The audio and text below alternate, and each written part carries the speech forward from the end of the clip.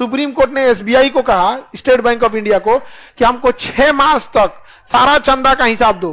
तो एसबीआई कह रहा है कि लंच के बाद आना। एसबीआई क्या बोला? कह रहा है कि जून में देंगे हम।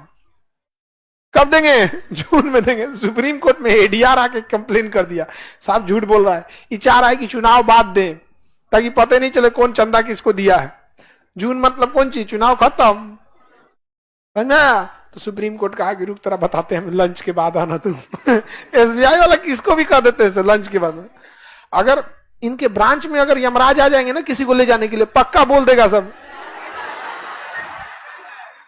लिंक फेल है, लंच के बाद आना है। आप यमराज कहेंगे रे यमराज है, कोई नया खाता नहीं खुलेगा बाबा। एसबीआई की याचिका पर सुनवाई करते हुए भड़के सीजीआई चंद्रचूड़, कहा अब तो अवमानना का केस चलेगा।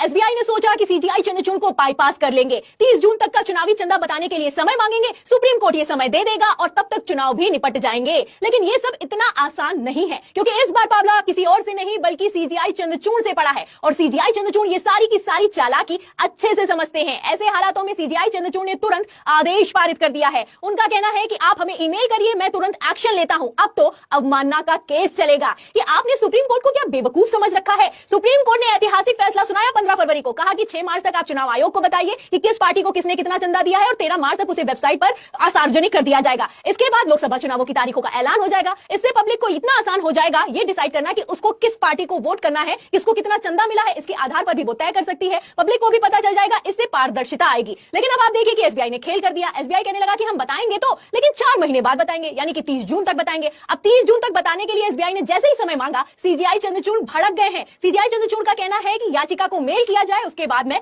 एक्शन लूंगा। तो जब भी सीजीआई चंद्रचूड़ ईमेल मंगवाते हैं तो क्या होता है, ये किसी से छिपा हुआ नहीं है, आप भी अच्छे से जानते हैं। आपको बता दें कि जहां एक तरफ ईमेल मंगवाया गया है, वहीं दूसरी तरफ एसबीआई के हाथ पांव फूल गए हैं, क्योंकि अब बड़ा एक्शन होने वाला है। एसबीआई के अधिकारी का क्या होगा, सोचने वाली बात है। क्योंकि चंडीगढ़ मेयर पद चुनाव में क्या हुआ था, आपको याद होगा कि सीजीआई चंद्रचूड़ ने मेल मंगवाया और ईमेल मंगवाते ही तत्काल सुनवाई की, और जैसे ही सुनवाई हुई उसके बाद अनिल मसीह की तो हवाइयां